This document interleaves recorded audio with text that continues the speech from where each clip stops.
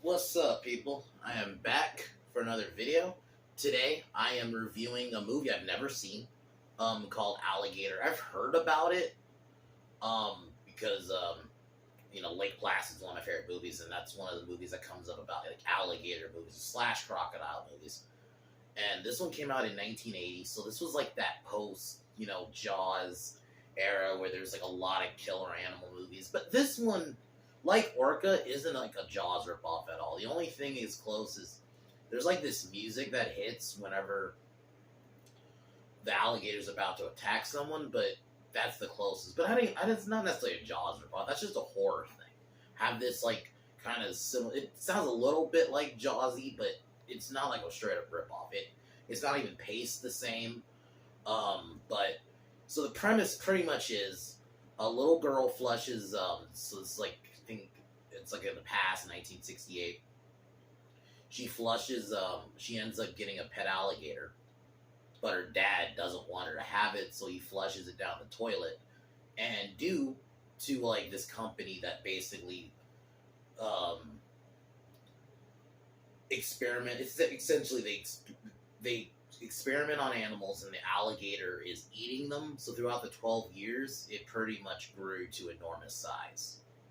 And cop David, who I thought was a decent character, it's Robert Forster. You might remember him from Jackie Brown, but I thought he was decent in this.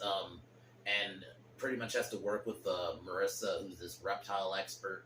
They kind of do a romance. The romance is okay. It doesn't feel forced, and there's even like a scene where he literally compliments her tits. Like I didn't expect that when I watched it. I was like, did not expect that. But it was overall they had decent chemistry, and he has a reputation for David because of a botched case earlier involving his former partner.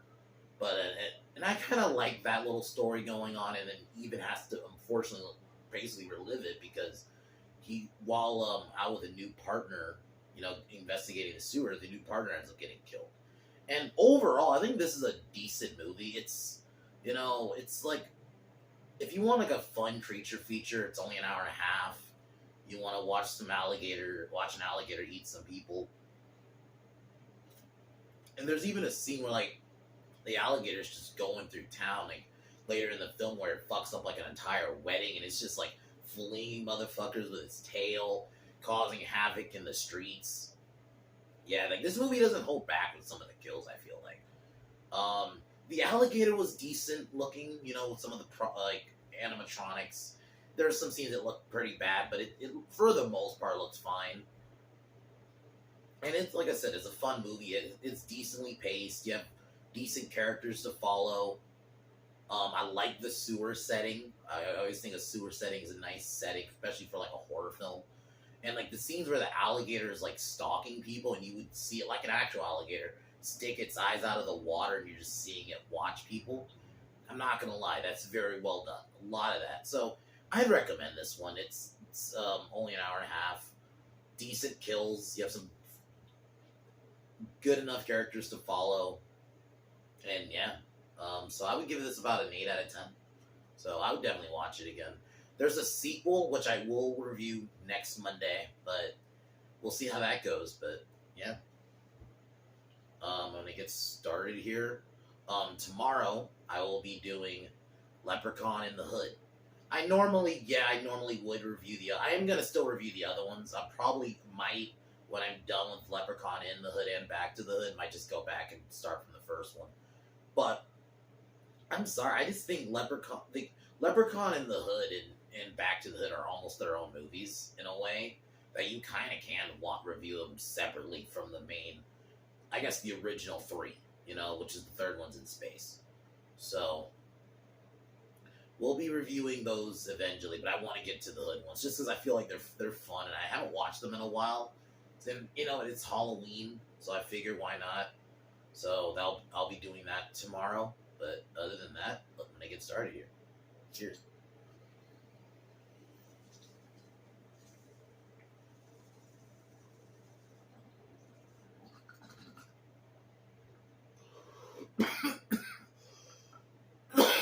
Like I mentioned, the movie opens up. You see this little girl at a fair, she ends up buying like a pet alligator, like at a really it's like a baby alligator, but her dad doesn't want her to have one. So while the little girl is like out doing something, her dad flushes it down the toilet, and then we get it seen sent to the sewer. Then we have a time jump, 12-year time jump. We meet Officer David and his boss. I think they just call him Chief Clark. Who basically the film starts out with like missing animals and missing pets and all that, and then our first kill of the movie, we see like these sewage workers working in the sewer, and then you see the gator stalk, which I love those scenes where you see the gator just rise up out of the water and just watching them. Like, that's good horror right there. You know? So the gator kills some people. Limbs kind of like start popping up at places, and David has a bad reputation with the other officers because of a botched case where his partner ended up getting killed. Where he does tell the story a bit later on, and I actually like it. I dig that little storyline with him. You know, don't get me wrong, I'm fine with like my creature features where the characters are a bit more paper thin and it's just about the creature wreaking havoc. I'm fine with those movies. But I'm also cool with the ones that do try to tell a story and give something to the characters you're watching. So, he goes to investigate the sewers with an up and coming officer, but he ends up getting killed. And I actually thought that scene was very well done because it's like now he's put back in this position again, and no one believes him because no one believes obviously that this is giant gator, and the mayor wants to keep it a secret. And because this place that does experiments on animals, and hence why the gator is the size it is, because it's eating 12 years worth of animals that are experimented on. And I like that they don't like go too into its origin. Like, it's almost it's done in a way where you can kind of figure it out how it got that size. They do say it, but they don't like harp on it. Like, you can kind of gather even just a little bit yourself that this is how. But so after that, he has to work with this reptile expert named Marissa, who initially doesn't believe his claim about a giant gator, but she starts to believe him. But basically, it's the proof comes out when a reporter is investigating the incident with David. But and I'm not gonna lie, I'm happy with this reporter guy because he was just there to be an asshole character. But then he goes down to investigate. But then the gator attacks him. But while this happens, he's using a camera. He's taking like a bunch of pictures. So now the pretty much the city knows now it's set in Chicago, which is an interesting setting. I like it makes sense because the amount of sewers, And they could have went with New York, but they went with Chicago. I think it's a more interesting setting. So now that the reporter was killed, now because the pictures are coming out and they're pretty clear, like you straight up see like the gator's mouth, and I think the animatronic looks decent for the most part. When I think they did a good enough job. Pretty much most of it is shot in the dark, minus the one scene where at the wedding where it's like daytime. But largely, most of this movie's at night, or at least with the gator anyway. So after that, the town even starts trying to make there's nothing wrong with it, but trying to make money off the gator, selling gator merch and all this shit, and you could tell it's bothering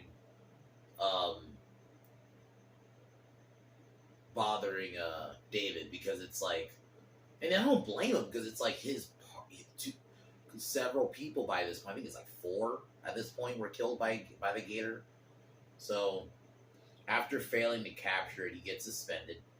And throughout the film, him and Marissa start a romance, which I think it's done decently. They have decent enough chemistry to where it doesn't feel like it's dragging the film down either, though. It's done fine. So the gator, then while a bunch of kids were playing outside, The gator rises out of the sewer, which I thought was deep, well, and a good enough scene, and you start kind of seeing it wreak havoc in the city. Kills a local boy at his swimming pool because and this was kind of fucked up scene. You got these kids like they're playing pirates, right? And like similarly, they're trying to like act like they're throwing him off the brig, even though the mom turns off on the pool light. For whatever reason, I think these kids intended on killing this kid. I'm gonna say it because they clearly could see the gator. Because like the moment the pool light goes on, you see the gator like face and its head and its snout, and yeah, they still throw him in there. It's like, yeah, so they throw him in there, and yeah, it kills the boy. Like, and the blood rising. I thought that was very well done. Like, yeah, movies back then did not hesitate. I think it also does show you, like, and I'm not like, saying, kill kids in every movie, but like, it's I like sometimes when they do it because it does make it like, it really does emphasize anyone can fucking die, you know? So now they are forced to hire this Colonel Brock, I think is what his name was, who's like this local big game hunter. And basically, he's just a douche throughout the movie and tries to hire people to help him hunt the gator. He ends up getting killed while Robert and Marissa have to find out a way to kill the gator. And the gator wreaks havoc at a wedding, which I thought this scene was fucking great. It's just like fucking yeeting people with its tail left and right, killing people. I love scenes like that where like either like a creature or just like the killer in a movie kind of just gets to let loose, like even like an example, Jason and Freddy versus Jason at the farm, where at the party, like he just kind of got to like just go. And yeah, so he even ends up like smashing a car of like the mayor, a scientist, and his assistant. So Robert, I passed the actor's name. David and Marissa lure the gator to like the sewers, rigged it with like the dynamite, which is from early because there was like a scene earlier where a guy tried to like act like he was gonna blow himself up with dynamite. So it's like foreshadowing. So they end up blowing up the gator. Everything seems fine, but then we see another gator get flushed down, and basically it's like a sequel setup, which we do end up getting. So overall, I enjoyed this movie. It's fun. You got some good gator carnage. The gator is a solid threat throughout the film. Like, it doesn't feel like it's like when they shoot it and it just survives. You have decent enough characters. I like some of the horror moments. I like the sewer setting. Yeah, it's a fun one. I definitely recommend it. It is a bit of 80s cheese, but it works. Yeah. So, and it's not like a straight up Jaws ripoff. Like, there were a lot of Jaws ripoffs. Not just like they take the premise Jaws. It's like even just straight up pacing. I'll review another movie that pretty much did this. It's called like Snow Beast. That's what it's called. Came out like in the 70s. It's about like the abominable snowman. It essentially is Jaws. Like literally in pacing.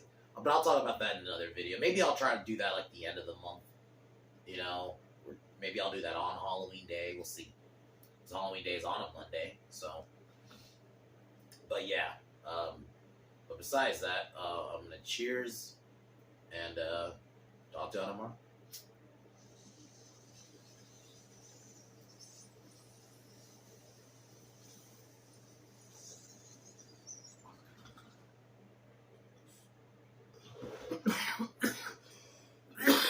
Like I mentioned, tomorrow I will be reviewing Gone in the Hood, and this movie is such a trip. Because this movie should be like terrible, but I have fun with this movie every time I watch it. And and that's because like it knows what it is. It knows how ridiculous the premise is. Hence the title, Leprechaun in the Hood. Like, come on. But they're fucking hilarious movies, so I cannot wait to watch that tomorrow and have a little bit of fun.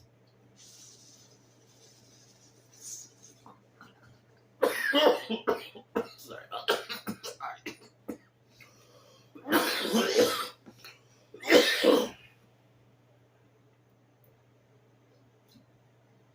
But as usual, fuck Joe Biden. Fuck Kamala Harris. I'll talk to y'all tomorrow. Peace.